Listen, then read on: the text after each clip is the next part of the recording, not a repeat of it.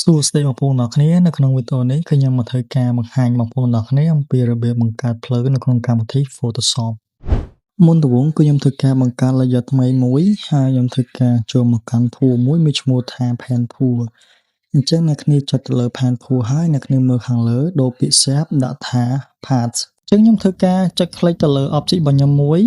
អូខេអញ្ចឹងអ្នកគ្នាអាចធ្វើការពុតបត់បែនតើអ្វីអ្នកគ្នាចង់បានមកសម្រាប់ខ្ញុំគឺខ្ញុំយកប៉ុណ្ណឹងហើយខ្ញុំធ្វើការចូលមកកាន់ filter ខ្ញុំយកពាក្យថា render យកពាក្យថា flip អូខេនេះគឺជាទម្រង់ដែលយើងធ្វើការបង្កើតភ្លើងអញ្ចឹងត្រង់កន្លែងនេះអ្នកគ្នាយក option ទី1មកអូខេហើយកន្លែង advanced នេះគឺអ្នកគ្នាអាចធ្វើការសេរីបានហ្នឹងហើយអ្នកគ្នាចង់បានភ្លើងរបស់យើងទៅខាងឆ្វេងឬក៏ខាងស្ដាំអ្នកគ្នាអាចធ្វើការសេរីបានឆេះខ្លាំងឆេះតិចគឺអាស្រ័យទៅលើបងប្អូនទាំងគ្នាអ្នកកំណត់អូខេអញ្ចឹងបន្ទាប់ពីហ្នឹងគឺខ្ញុំធ្វើការចុចពាក្យ OK អញ្ចឹងនេះគឺជាភ្លើងរបស់យើងដែលបានធ្វើការបង្កើតវា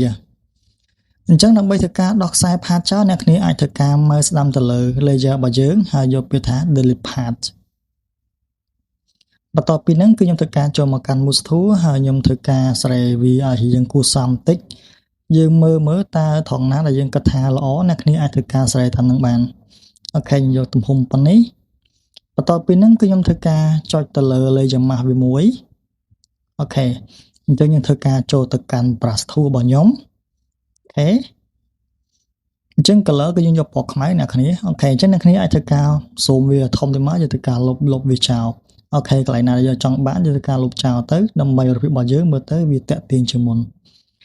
អូខេអញ្ចឹងគឺរួចរាល់ហើយសម្រាប់ការបង្កើតភ្លើងរបស់យើងអញ្ចឹងបើសិនជាបងប្អូនទាំងអស់គ្នាចង់ធ្វើការសិក្សាទៅលើជំនាញ graphic design អ្នកគ្នាអាចធ្វើការសិក្សានៅសាលា SC Academy បានអរគុណច្រើនជំរាបលាជួបគ្នាវីដេអូក្រោយ